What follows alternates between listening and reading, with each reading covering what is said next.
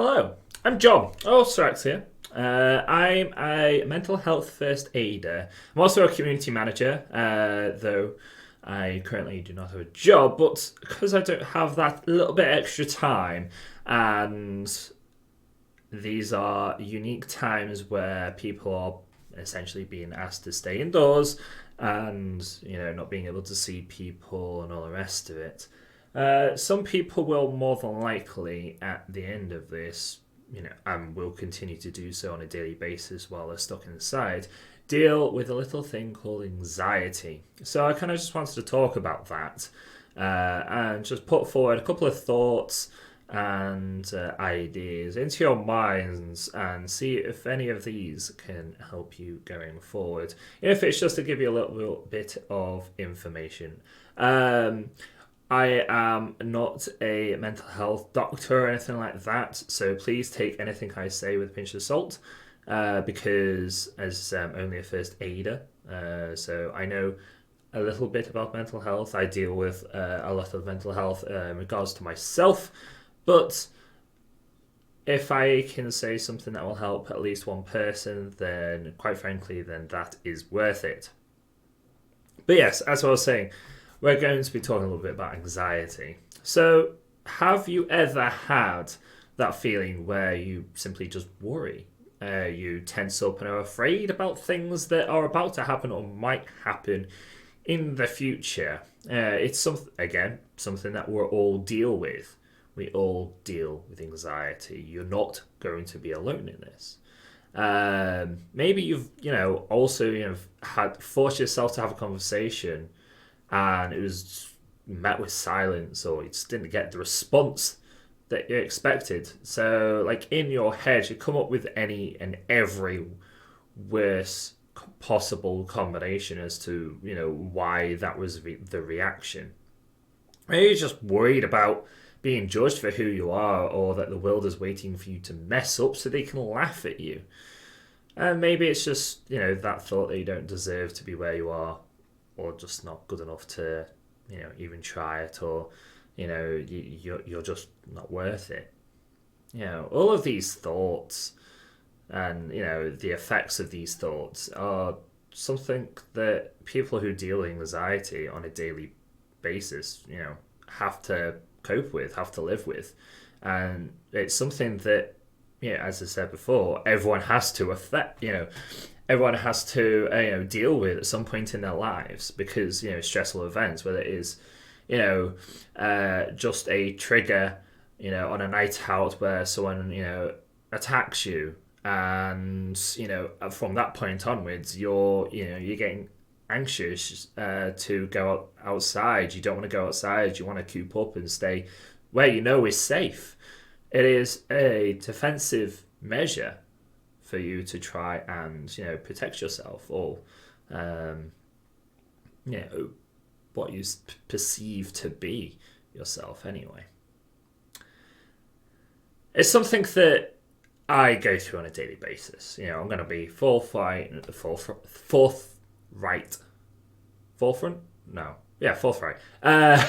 It's something that I go through on a daily basis, basically. I want to be very honest about that. And it's something that I can very rarely, have control over feeling. It doesn't stop me doing things. It doesn't stop me from going out and meeting friends when we're able to do so. It doesn't stop me from responding to messages, going outside the house. But it's always this little, almost like a little gremlin, little imp on my shoulder, whispering into my ear, that just reminds me, I'm just not interesting enough, entertaining enough, friendly enough, or empathetic enough. I'm just not worth it. And it's something that, I deal with, and as I said, many other people deal with in general. No one is alone in that regard. Like, in 2013, there was 8.2 million reported cases. Reported, as well, only reported. So bear in mind, this number is actually a lot higher. Yes, 8.2 million reported cases of anxiety in the UK alone. many aspects of mental health, the numbers are going to always be much higher than people realize, simply because so many people, and men are especially susceptible to this, that they just don't share, they don't talk, they don't communicate, they don't let their emotions, their thoughts, their feelings out there, and they just bottle it up. And because they don't share it, it means that they don't. Their friends, their family, their doctors, those that can help or care about them, don't know. And then because they don't know, they may perceive you as being, I don't know, just not as nice as you should be, because you've got this stress, this anxiety on you that it for some cases makes people lash out because they've bottled it up for so long. But how can we help others with anxiety, or ourselves even? Well, there is no real answer to that, because everyone's causes and everyone's reactions and ways to deal with things are always going to be different. It feels different to everyone. But, one of the things that, little tidbits, I guess, that I can say that I think might be able to help, or at least give a little bit of understanding towards someone who deals with anxiety, is the fact that, firstly, you should just never measure it. Never try to measure someone's anxiety or compare it to your own or to someone else's. Or at least try not to. It's very easy to try to compare it to something that because that way you can relate. But you already can relate to some degree. You don't need to compare it or measure it to be able to relate. Simply because, when you do this and you outright say this, it can make things worse for those people. And it can, drive those people away from wanting to get help, and make them close up and bottle up their emotions even more. And that's not a good thing. We need to get people talking. Just letting people know that, you are there if they need someone to talk to. That if they don't want to take part in something, they don't need to. And, if you don't understand anxiety yourself, make sure to do a little bit of research. There's a lot of information on the internet that can, give a little bit of it, help you get more of an inkling than this video. There's a lot more people, more qualified, more experienced in this aspect than me. But maybe I can get you guys thinking a little bit.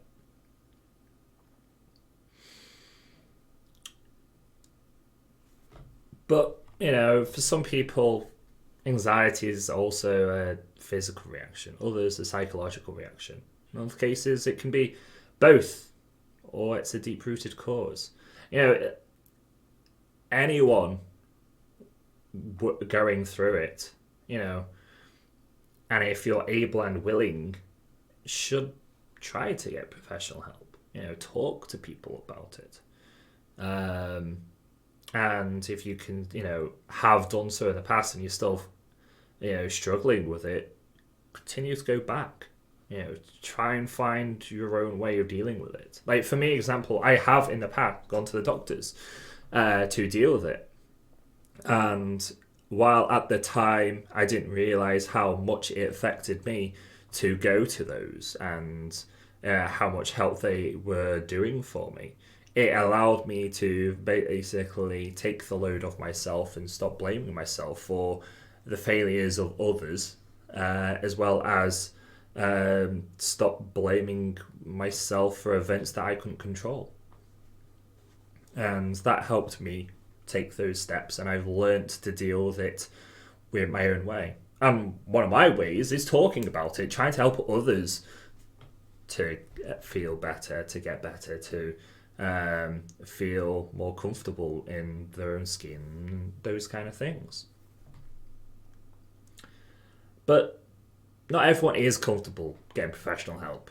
But there are a lot of resources out there, I've said, especially on the internet, and there's charities out there that help. One of the main ones that I regularly I do keep an eye on and check out, and if I can raise a little bit of money towards or just donate here and there to, is Mind. Mind is an amazing resource. It's an amazing charity, dedicated to mental health, and it's definitely worth checking out if you want information or you want help. But another way that I deal with it is I write down my worries, and then I rip them up and throw them in the bin. It's that act of writing them down and then physically disposing of them that can help me kind of like, it's almost like that act of getting it out into the world and then removing it and throwing it away. It's more symbolic than anything, but it does give me that element of help and release. I have people that I can go to, that I can trust with my whole being, and I'm very lucky in that regard. And my final outlet, I guess, at least for myself, is being creative. I'm a dungeon master in a D&D game for around 2 years now. 3 years. 2 years of my current game. In my character backstories, whenever I'm playing or in the characters that I create, they always have an element of something that I can relate to, that I can understand, or at least try to understand. And I have in the past, I can't even tell you if I've told my friends this. I'm sure they've figured it out. If not, and if they're watching this, they no, hello. But I have created characters that have had my physical, like my own problems in them. That I've assigned them, something that I am dealing with, and then I've used it as a method of, playing through those worries as my character. With my friends helping me without them knowing that they're helping me get through this. And then it means that I can find a way, even if it's through the act of my character that I'm role playing, them finding their release, their outlet, their fix, I guess. And and almost always there's no outright fix, but there is something that makes them feel, okay, I can now live with this. That thought, that feeling. And, once they get to that stage, it almost transfers onto me, because I'm the person playing that character. I am the person that's played through for weeks, months, years, to the point that it's transferred onto me. That character, even though they are unique in themselves, is a part of me. It is something that I have, put a lot of time and effort and care into. And that's been another way that I have been able to get past some of the walls and barriers that I had built up around myself. But, these are just a few things, just a few elements of ways that I have dealt with things, ways for you just to kind of get thinking for yourself about what is the best way for you to deal with things. But the main goal of this video is just to get you thinking that maybe it's okay. It's okay to have anxiety, that you're not alone, and that, through time, and effort, we can all find our own ways to deal with anxiety or any other mental health. I don't want to say condition, but mental health effects that we have to deal with. And yeah, I hope this has helped you. I'm going to see if I can start doing these once a month on this channel. And yeah, if you have found this helpful, please share it to those that you think that might find it helpful. Otherwise, please stay safe. Take care of yourselves. Stay indoors during this pandemic and social distance. And most of all, keep that hope. We all need a little bit, and we're not alone. Remember that. Okay. I'm John. Take care of yourselves. Bye.